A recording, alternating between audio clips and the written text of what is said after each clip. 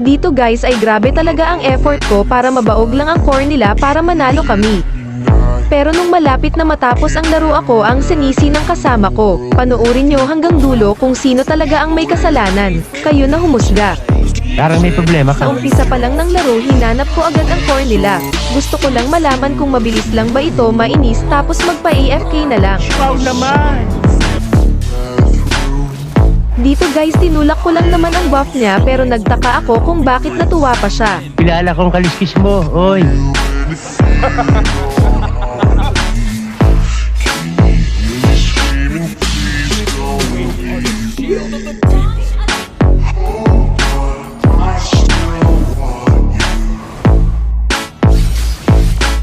Dito guys masaya pa naman ang MM at core namin habang ginigulo ko si Lance. Di ko talaga alam kung bakit nung malapit nang matapos ako ang sinisisi nila. Parang relasyon talaga kapag gusto nang tapusin ng dalawang tao nagsisihan na. Hindi dapat ganon. Di totoo yan.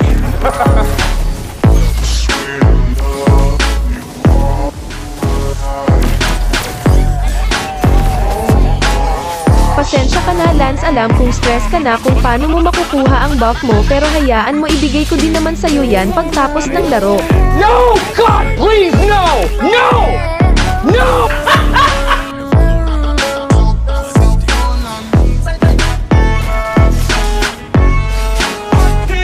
Dito guys parang ayaw na mag-buff ng Lance na realize niya na siguro na di talaga para sa kanya yung mga buff. Parang relasyon pag ayaw na ng isang tao sa'yo wag munang ipilit ang iyong sarili.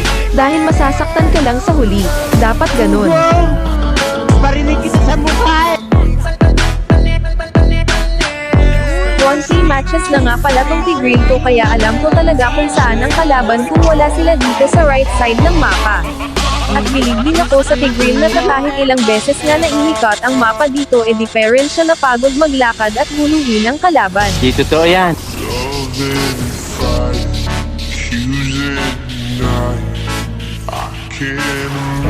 Sa sobrang bigat ng sama ng loob ni Lance dinaan niya na lang sa tawa at dahil dun nakaramdam ako ng kunting awa.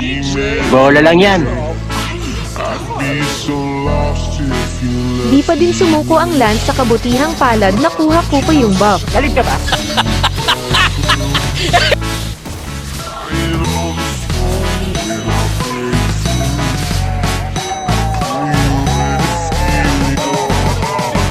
Dito guys napatay nila ako kaya nakakuha na ng buff yung kalaban. Dito nakita ko si Lance na yung repolyo na lang ang kanyang kinuha dahil nakukuha na ng mga kasama ko yung red nila. Wow naman! Wow! Wow!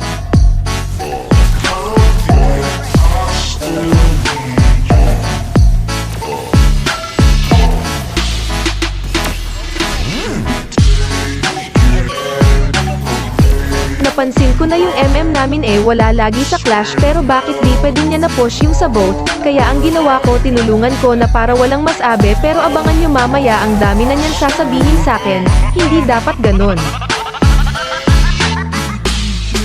Alam ko nakuha na yung red buff ng kalaban kaya ang ginawa ko inantay ko na lang si Lance na tahimik lang na naglalakad. Suntukan na lang! Nagulat ako kala ko dalawa lang sila dito sa blue buff pero hindi pala dahil nandito na sila lahat para makuha lang yung buff. Grabe ba ang gigil ng core kaya sumugod siya doon at dahil nagamit na natin ang ulti kanina back na lang tayo.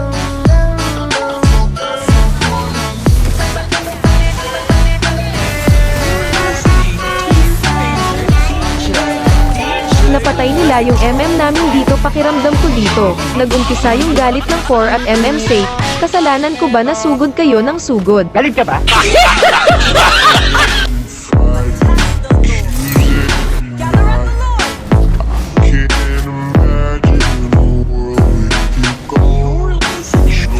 At dahil mapagbigay kami binigay na namin sa kanila yung higanteng may itak.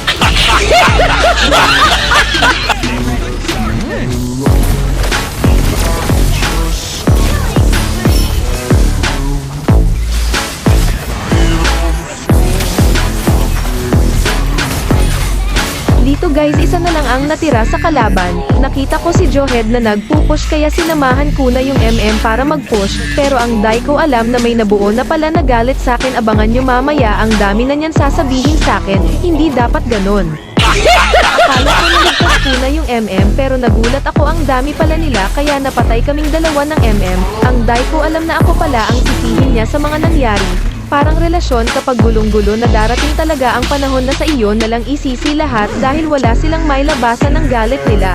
Hindi dapat ganon. Merong sinabi yung Hanabi pero Deco naman naintindihan kaya hinayaan ko na lang.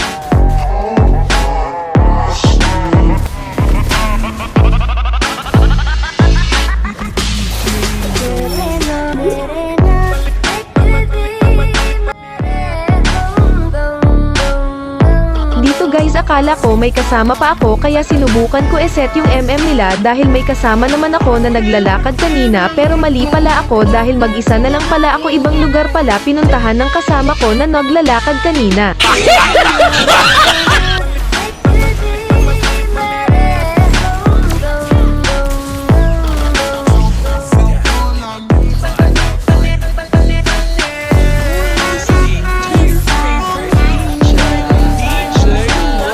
Pasensya ka na Kadita dahil walang talab sa akin yung makapangyarihan mong tubig dahil marunong akong lumangoy, di tulad sa nanood ngayong yung jowa niya hindi marunong lumangoy. Hindi dapat ganon.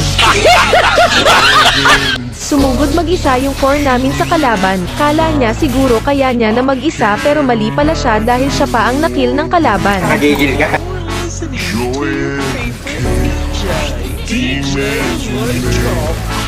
I'd be so lost if you left me alone. Locked yourself in the bathroom. Hit all the phone without breakthrough.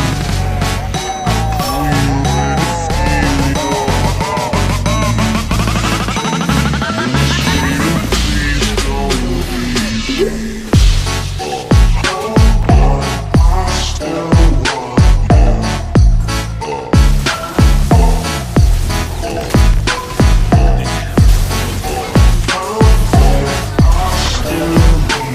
Guys, habang nang clash kami Layman napansin na nag-lolord na pala yung kalaban na Bruno.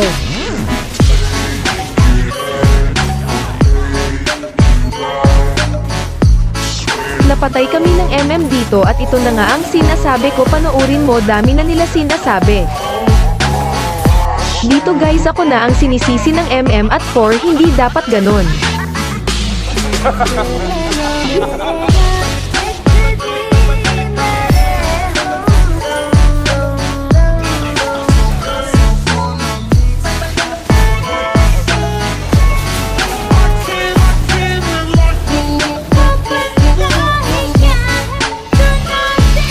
Habang nanonood kayo sa mga sinasabi nila guys, may ikukwento lang ako sa inyo.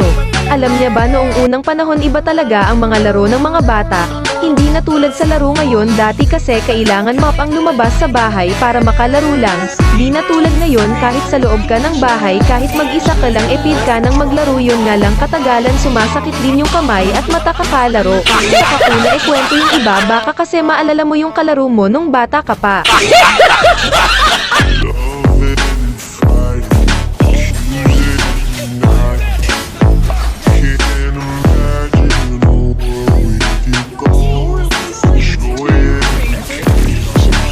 Guys, tinatawag na ako ng dahil sobrang lalim na namin, pero sinamahan ko lang naman ang mga kasama ko.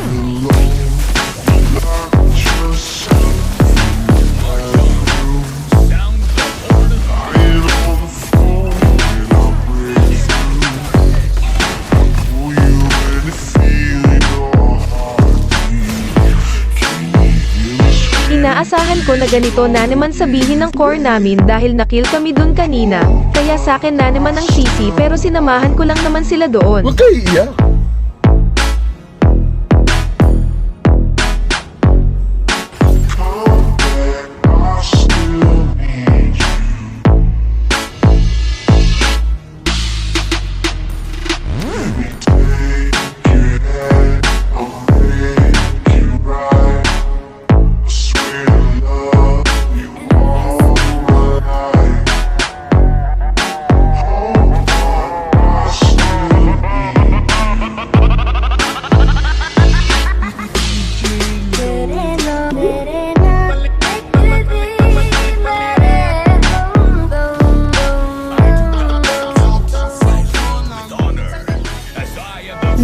yung core ng kalaban kahit inaasar ko kanina kumikampa sakin dahil sinisisi na ako ng mga kasama ko.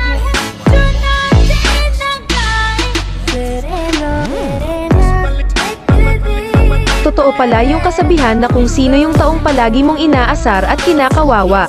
Darating din pala yung time na sila din ang magtatanggol sa kapwa-tao dahil alam nila ang pakiramdam ng inaapakapakan at kinakawawa.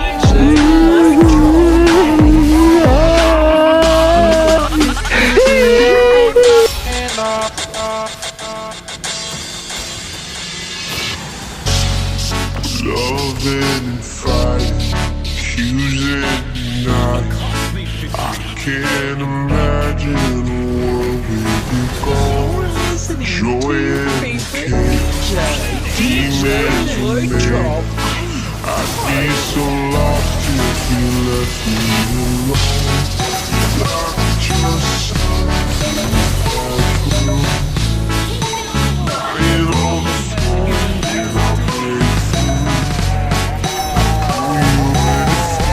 Dito guys hirap na kami mag-def dahil ang lalaki na ng mga minions, at alam na yata ng kalaban na mananalo sila. Di totoo yan.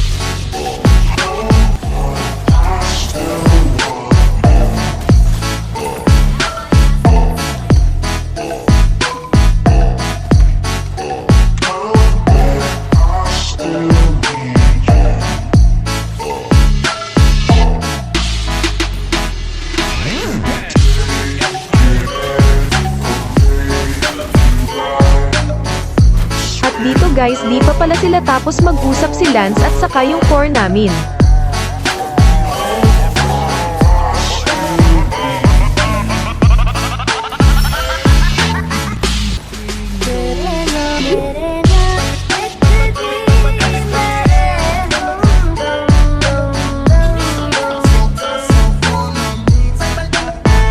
Dito hirap na kami lumapit sa kalaban dahil lugi na kami sa clash at ang sasakit na, gusto na naman nilang kunin yung giganti na may dalang pamalo at gusto talaga nilang manalo.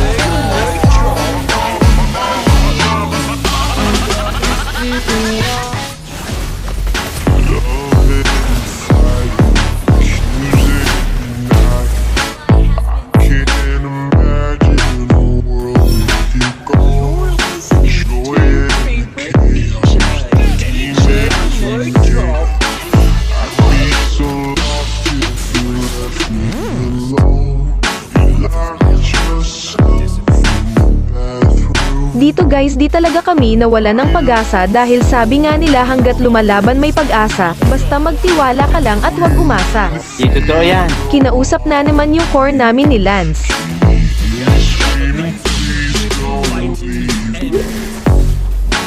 Dito guys gusto na naman nila kunin yung higanti at naiinip na yata si Gwen kaya gusto niya natapusin ang di namin alam na dito pala mga kalaban na 4 at napaubo nga kami.